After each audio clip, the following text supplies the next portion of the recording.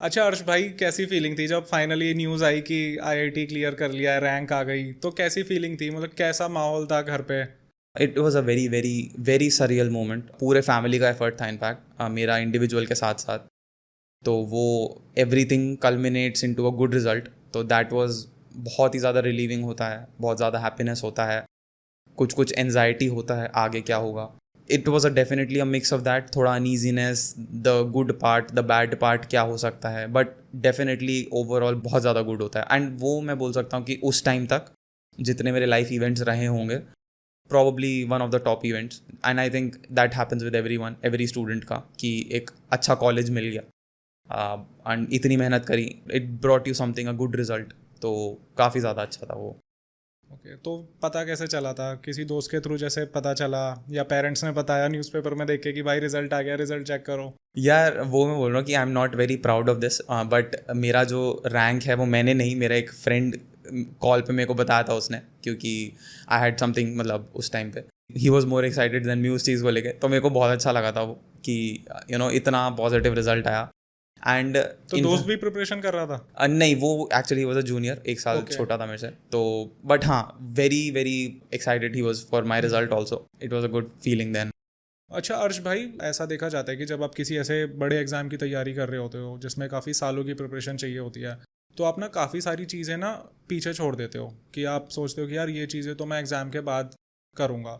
तो वो कुछ ऐसी चीज़ें थी जो छोड़ी थी, और फिर अब जब रिज़ल्ट आ गया, जब रैंक आ गई फाइनली कि भाई आईआईटी मिल रही है, तो वो कौन सी ऐसी चीज़ें थी जो सोचा था कि यार अब इन्हें मैं करूँगा? या definitely there are two sides to this argument मेरे पॉइंट ऑफ व्यू से।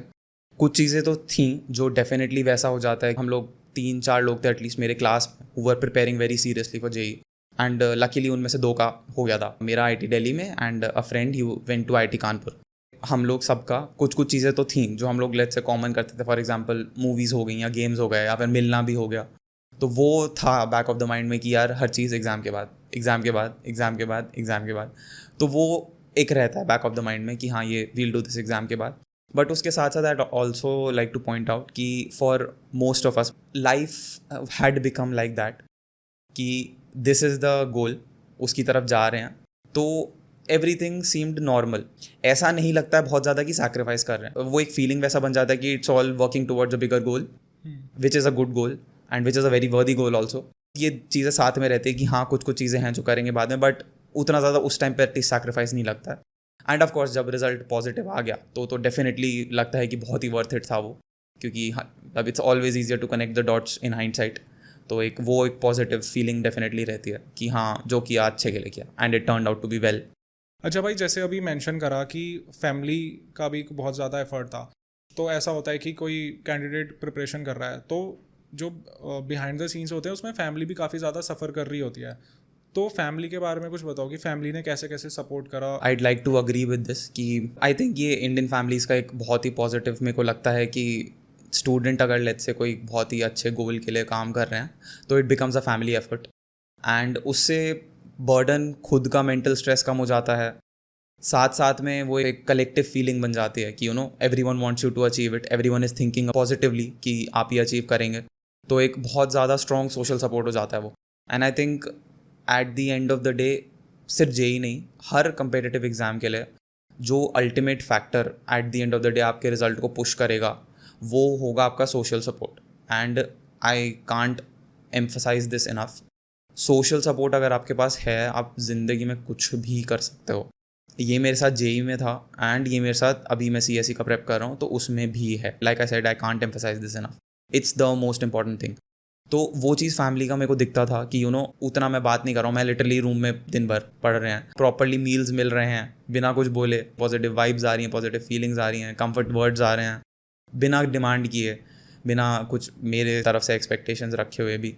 एक पॉजिटिव एनवायरनमेंट अगर बन जाए तो बहुत ज़्यादा बेनिफिट होता है उसका, और मेरे घर में एटलीस्ट वो था। I am lucky for that, and इसीलिए एक वो जब फाइनल रिजल्ट पॉजिटिव होता है तो एक बहुत ही स्ट्रॉन्ग कलेक्टिव फीलिंग आती है कि everyone's efforts help you achieve that. अच्छा भाई, काफ़ी सारे लोग आईआईटी की तैयारी करते हैं और चुनिंदा लोग सिलेक्ट होते हैं, तो इसमें लक फैक्टर होता है क्या? मतलब आपका एक्सपीरियंस क्या है? Definitely a very good question, and I think इसको आंसर करना बहुत ज़रूरी है। बिकॉज कई बार ऐसा हो जाता है कि everyone is preparing and let's say positive result आ गया, तो एक वो फीलिंग भी आ सकती है, सेल्फ ट्रायम्फेंट फीलिंग की हाँ मैं ही था, मैं ही किया हूँ, सब कुछ मैं ही किया हूँ. But I think hard work is very important, but थोड़ा सा लक फैक्टर है एंड वो सबके कंट्रोल के बाहर है. क्योंकि जे इस टाइम इंडिया का सेकेंड लार्जेस्ट एग्जाम बन चुका है after NEET UG. I think 14 to 15 lakhs लोग दे रहे हैं एंड सीट्स काफ़ी कम है जितने लोग दे रहे हैं उनसे. तो बट जो निकलते हैं definitely hard work works a lot, बहुत ज़्यादा फेवर करता है वो. बट उसके साथ साथ हल्का फुल्का fortune and luck factor definitely is there. But वो भी मैं साथ में बोलूँगा कि students who are seriously preparing for it, उनके लिए ये चीज़ इंपॉर्टेंट है कि वो फैक्टर कंसिडर करें कि luck will always be there, लेकिन don't let your destiny be defined by fortune या लक. क्योंकि वो एक अनकंट्रोलेबल चीज़ है, वो किसी के हाथ में नहीं है. जितना आपके हाथ में है, कंट्रोल द कंट्रोलेबल्स. जितना आपके हाथ में है, वो आपका धर्म है कि you give your 200% for that. Correct. And ऐसा बिल्कुल नहीं है कि नहीं हो सकता यार, क्योंकि मैं जब कॉलेज में था ना, ये एक मेरे को आई थिंक सिर्फ IITs नहीं, सारे नेशनल यूनिवर्सिटीज़ जो हैं इंडिया में, उन सब में ये होगा. Best part is people are coming there from around the country. मेरा फर्स्ट ईयर में जो रूममेट था वो राजस्थान से था, एक वॉज फ्रॉम वाइजैग. बिल्कुल अलग अलग कल्चर्स से आए हैं, एक माइक्रोकॉस्म बन गया वो इंडिया का. तो वहाँ से आपको पता लगता है कि लोग फाइनेंशियली वेल ऑफ बैकग्राउंड से भी आ रहे हैं, not so financially well of background से भी आ रहे हैं. बट एट द एंड जो कंट्रोल कर पाता है कंट्रोलेबल्स को अपने हार्ड वर्क के साथ, सिंगल माइंडेड डेडिकेशन के साथ, दे आर कमिंग. तो ऐसा नहीं है कि it's difficult. It's hard, but it's not that difficult over the longer period of time. Just be a simple, good student. Keep your head down and study. Most number of times, ये simple formula and being wise, smart about your study, that is more than enough to clear every single competitive exam, not just JEE. अब आप मेरे को ये बताओ कि जो नए बच्चे हैं जो तैयारी कर रहे हैं, काफ़ी ज़्यादा स्ट्रेसफुल होते हैं, तो उनके लिए आप क्या एडवाइस दोगे कि वो स्ट्रेस ना लें और अच्छे से प्रिपेयर करें अपने एम के लिए? जो न्यू स्टूडेंट्स हैं, जो न्यू प्रिपेयर कर रहे हैं, फर्स्ट ऑफ ऑल मेरा सिंपल रिकमेंडेशन ये होगा कि know why you are preparing for it. मैंने कई सारे रीजंस दे दिए इस वीडियो में which are definitely worth it. तो इफ़ अगर आपको ये रीजंस इनफ मोटिवेटिंग लग रहे हैं, basically understand your why you are getting into this, why you are going after this. ये जो मैंने रीज़न बोले उसके साथ साथ it could be as simple as कि यार मेरी सनक है, मेरे को करना है and it's my personal goal. मेरे को किसी और को प्रूव नहीं करना है, मेरे को अपने दिमाग को प्रूव करना है कि I can do this. That is a very very well वर्दी गोल. एंड इसको कहीं से भी वो मत समझना कि it's a small thing. It's a very good thing. You can do it. You want to do it for self, do it for self. आपको अपने पेरेंट्स का गोल अगर अचीव करना है and if that is motivating enough for you, go ahead with it. At the end कुछ भी हो, know your why. Basically if you know your why, आप बाकी चीज़ों के जो ऑब्स्टिकल्स आते हैं ना, उनको पार कर जाओगे.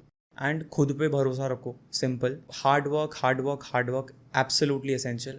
लेकिन उसके साथ साथ it should not and up hurting you, your personal life, your mental health, कुछ भी. तो अगर आपको वो अपना वाई पता है ना, आप ये सारी चीज़ों पे होलिस्टिकली वर्क करोगे. क्योंकि आपको पता है कि एट द एंड आपको IIT निकालना है. आपको ये नहीं है कि आपको मैक्सिमम घंटे देने हैं.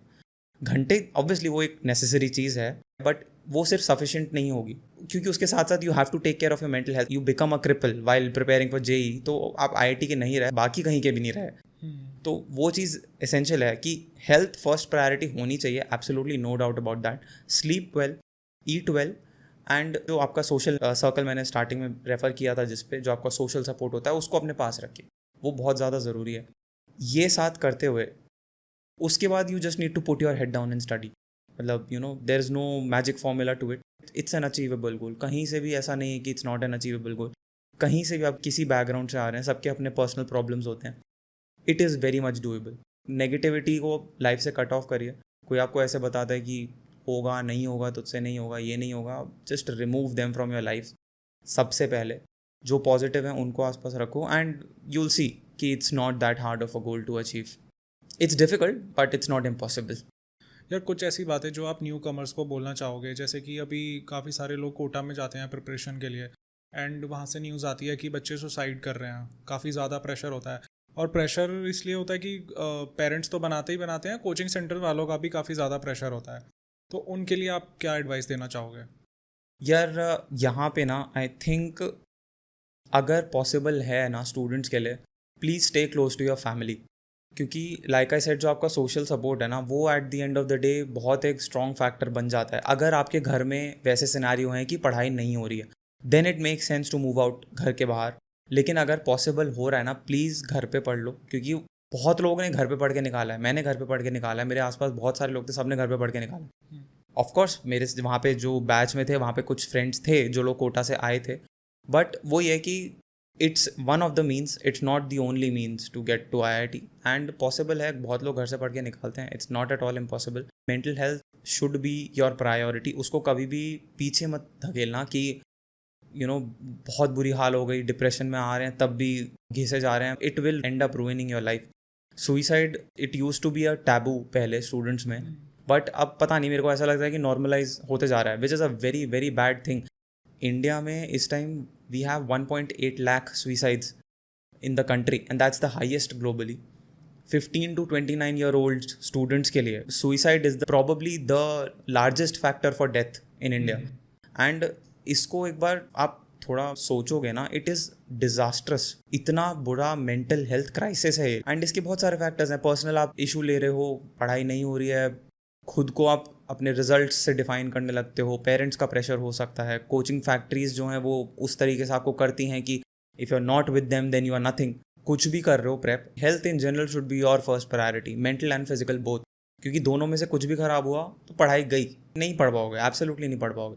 मेंटल हेल्थ ठीक है, देन पढ़ाई भी अच्छे से होगी। उसके लिए like I had said before, sleep well, eat well, keep your people close, the good people close.